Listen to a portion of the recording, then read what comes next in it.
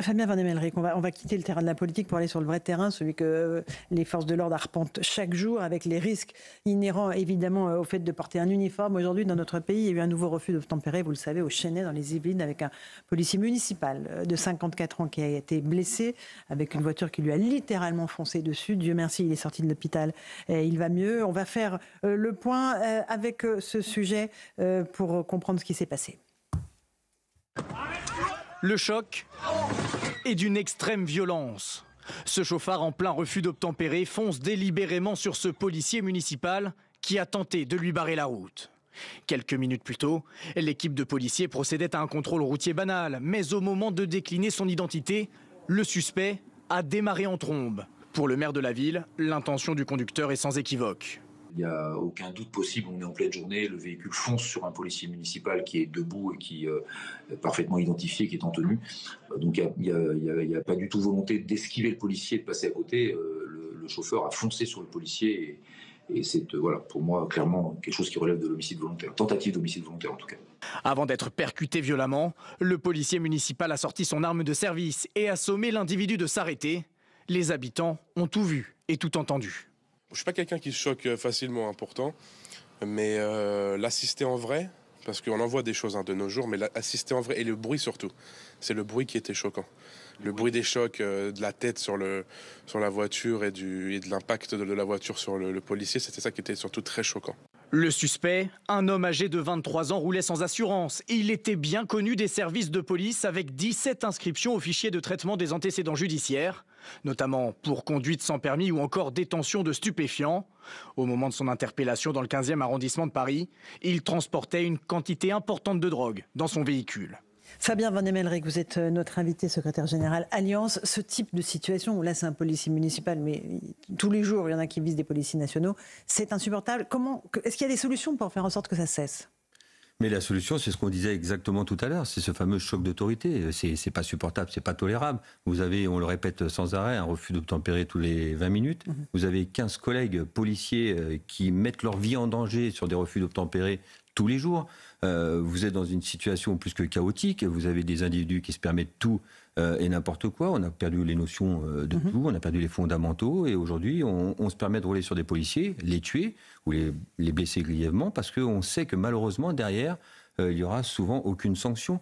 Vous avez fait l'état de la situation de cet individu avec, on va dire, un catalogue de la redoute d'infractions et il continue à exercer, à perdurer avec de la drogue dans son coffre. Mais ce qui serait intéressant, c'est de voir qu'est-ce que, dans notre jargon, on dit qu'est-ce qu'il va prendre au niveau judiciaire. Et on verra que malheureusement, ça sera une peine minorée, voire une peine inexistante. Et vous pensez qu'il ne va pas faire un jour de prison, cet homme-là ? Mais ça reste quand même.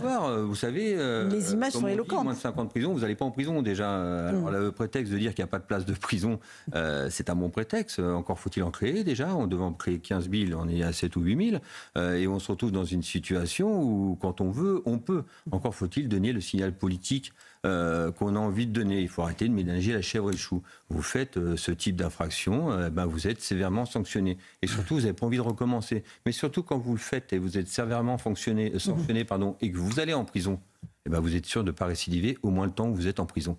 Et c'est là le sujet. Mais ce qui est valable pour les refus d'obtempérer est valable pour les dealers, est valable pour tous les délinquants. Oui, Louis Dragnel, une question. Que ce que vous dites, c'est vraiment du bon sens. Non mais c'est même pas un engagement. Non mais c'est du bon sens. C'est même pas une prise de position politique. Et malheureusement, en fait, il y a encore un débat autour de ces sujets dans la société. Enfin, pas dans la société, mais plutôt dans la classe politique. Et c'est ça. Mais oui, bien sûr. On va l'aborder dans un deuxième temps. Mais oui. Régression de ce point de vue, c'est-à-dire qu'il y a la majeure partie des Français qui attendent exactement ce que vous dites. Et puis, grâce le choc d'autorité. Il y a quand même beaucoup d'élus nouveaux Front Populaire qui donnent l'impression que ce que vous dites n'est absolument pas partagé, que la police tue et que la police assassine. On va en parler dans un instant, Louis. On va parler de la France Insoumise. Eugénie, vous voulez poser une question ? Non, c'était plutôt une réaction. On n'est plus dans des faits divers. En fait, on est dans un phénomène de société qui est l'indicateur d'une délinquance plus généralisée. Le refus d'obtempérer n'est que la conséquence d'une délinquance généralisée, parce que ceux qui précisément, à chaque fois, quasiment, qui refusent d'obtempérer, c'est parce qu'ils sont des délinquants, qui ont quelque chose à cacher, quelque chose à se reprocher et qu'ils espèrent fuir la police. Évidemment. Donc le problème, il est en amont dans la délinquance et de comment déjà comment on l'empêche et comment on l'arrête quand elle a commencé. Et c'est un problème, disons, systémique. Je ne suis pas sûre que le refus d'obtempérer lui-même est un... Non. Mais par exemple, cette semaine, il y a eu un autre procès d'individu qui avait attaqué une voiture de police à Paris lors d'une manifestation. Les images, pareil, étaient extrêmement violentes. On voyait vos collègues... un de vos collègues a dû sortir de la voiture, juste sortir son arme pour les faire reculer. Et ils ont été condamnés à des peines de sursis. C'est bien ça. Exactement. Et ça, j'imagine, dans les rangs de vos collègues, c'est insupportable. Mais c'est insupportable. Et on se demande comment nos collègues peuvent être encore autant professionnels. Parce que les collègues, aujourd'hui, ils ont un droit de réserve. Donc c'est pour ça qu'on est là et c'est pour ça qu'on est leur porte-parole. Mais on se retrouve dans une situation où les collègues n'en peuvent plus. On banalise tellement les situations que ça devient complètement déplorable. Et il y a derrière aussi les vertus pédagogiques qui malheureusement ne sont pas là. Si vous ne sanctionnez pas, il y a ce fameux effet contagion. Le primo-délinquant, qu'est-ce qu'il va voir, lui? Il va dire, mais en fin de compte, lui, il est multirécidiviste, il ne se passe jamais rien pour celui-ci, il va ressortir le lendemain. Donc le primo-délinquant va ne faire qu'une chose, savoir faire la même chose et de continuer. Et c'est là qu'on se retrouve avec l'immédiateté de la peine qu'on n'a pas. Vous faites quelque chose, vous êtes sanctionné 1 an et demi après, le degré de la sanction n'est pas à la hauteur de l'infraction, etc., etc. Donc on est dans une spirale, mais d'une spirale négative. Et on se retrouve dans une situation où malheureusement, le terme est fort, mais il est vraiment réel, on est gangrénisé par ce système-là, c'est-à-dire qu'aujourd'hui, on est démunis. Il n'y a jamais eu autant d'interpellations, mais il n'y a jamais eu autant de dangerosité, il n'y a jamais eu autant de violence, il n'y a jamais eu autant d'heures de fête par les policiers. On court après tout et à force de courir après tout, on court après rien parce qu'on change de mission du jour au lendemain.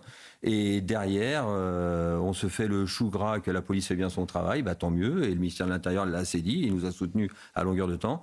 Mais il y a une justice qui ne suit pas. Et comme je disais sur votre antenne il y a quelques temps, quand on disait le problème de la police, c'est la justice. Est-ce que vous le redites encore aujourd'hui, M. Van Emmelrich ? Preuve en est qu'il n'y a pas que nous qui le disons. Même nous, on l'a dit il y a 3 ans, on a été vilipendés par tout le monde. Sauf qu'on constatait, et c'était peut-être une phrase choc, mais qu'il y avait le débat salutaire d'exister par la suite. Et aujourd'hui, on en parle encore. Mais rien n'a été réglé en 3 ans de temps. François Pupponi, un petit mot pour M. Van Emmelrich. Il y a un certain nombre de nos concitoyens qui ne vivent plus dans une société civilisée. C'est-à-dire que je fais ce que je veux, la loi ne m'intéresse pas, j'applique ma propre loi, excusez-moi d'être un peu vulgaire, et j'emmerde tout le monde. Je fais ce que j'ai envie de faire quand je veux. Et or, notre système judiciaire, il est fait pour une société civilisée où la sanction est à peu près audible par des gens qui sont civilisés. Mais après, vous avez des gens qui, eux, sont dans un autre monde. Notre mode de fonctionnement de nos institutions n'est plus adapté. Et c'est là où c'est terrible, parce que on voit bien que, il y a un refus de d'obtempérer toutes les 20 minutes. C'est-à-dire qu'on n'a plus rien à faire de la police, on n'a plus rien à faire de la justice, on n'a plus rien à faire des autres, on n'a plus rien à faire de... On a vu à Grenoble, il y a un accident de la circulation, on tire sur un gars qui vient se mettre au milieu pour essayer de... Un agent municipal. Voilà. Donc on a basculé dans la barbarie, et dans l'anarchie. Bon.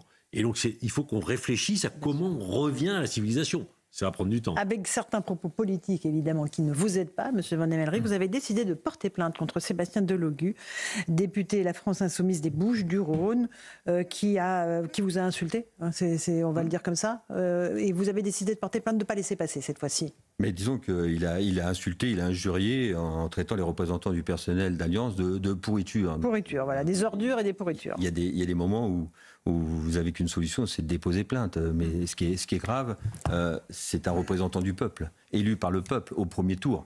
Ça fait peur tout ça, parce qu'à travers le représentant du personnel que nous sommes, où nous avons l'habitude d'être critiqués, c'est pas grave, on a l'habitude. Vous critiquez l'institution, vous critiquez la police. Comment voulez-vous que le citoyen qui a voté pour ce type d'individu ait le bon exemple en face de lui si le député lui-même commence à insulter le policier comme il le fait? Parce que ça l'embête peut-être, mais à travers Alliance, j'insiste là-dessus, c'est surtout les policiers. Et comme je dis toujours, un policier sur 2 aujourd'hui est à Alliance Police Nationale. Donc à travers l'image d'Alliance, on critique la police, on critique l'institution et on se fait encore une fois de plus le barbare des policiers. C'est là le souci qu'on a aujourd'hui. Mais vous lui demandez de s'excuser à ce député? Vous demandez à M. Delogu de s'excuser? Non, je pense qu'on va lui demander déjà d'avoir une certaine éducation et puis d'avoir le respect de l'autorité et de la police. Et puis l'état de droit, il existe en France et aujourd'hui la police défend les valeurs de la République, et c'est le dernier rempart d'ailleurs.